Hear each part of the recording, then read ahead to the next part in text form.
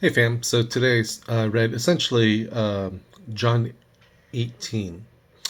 And in John 18, it's kind of nice actually that I read those chapters yesterday because John 18 kind of goes into a little bit of a deep dive and explains some details that the others don't explain. For example, when Judas betrayed him, there was a lot that went on there. Um, John is the one that tells us that when they come up to him and Jesus asks them, "Who are you guys looking for?" And they say that they're looking for Jesus, and he says, "I am he." John tells us that when he utters those words, um, basically, again, exclaiming that he is God using "I am," right? The unique name for God. When he said that, everybody fell, and so you can kind of John gives us this picture of Jesus saying, "Well, who are you guys looking for?" And they said, the Jesus, and he says, "I am," and they all fall, and then you can kind of see them brushing themselves off and kind of standing up, and Jesus asking them again, who are you looking for? And then right after that, Jesus tells them, you know, "I am," again who you're looking for, and tells them to let the others go.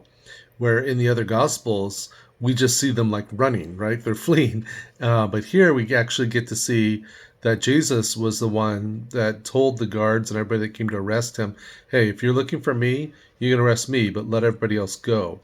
And why does he do that? Well, John says that he said that in order to fulfill the words that he had previously spoken, that um, that that not one of those who he had um, of his own would be taken.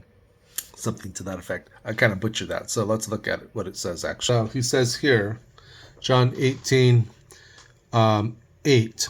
Well, let's go back up to verse 7. Therefore he asked them, "Who do you seek?" That's right after they fell down and they're beginning to stand up. They said, "We're looking for Jesus of Nazareth." Jesus told you, "I am he. So if you seek me, let these go their way."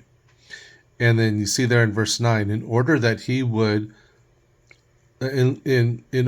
the word which he spoke would be fulfilled, "Of those whom you have given me, I lost not one." And so John gives us these additional details into how it happened that they all left. And interestingly, that's actually a fulfillment of Jesus's words from what we saw yesterday in John 17, verse 12, during his prayer, when God was praying, or when Jesus was praying to God the Father, God the Son, praying to God the Father, and telling him that he's not going to lose one that he had been given. And so even in that, we see Jesus affirming his deity, Jesus fulfilling his own prophecy, and protecting his own people. And so,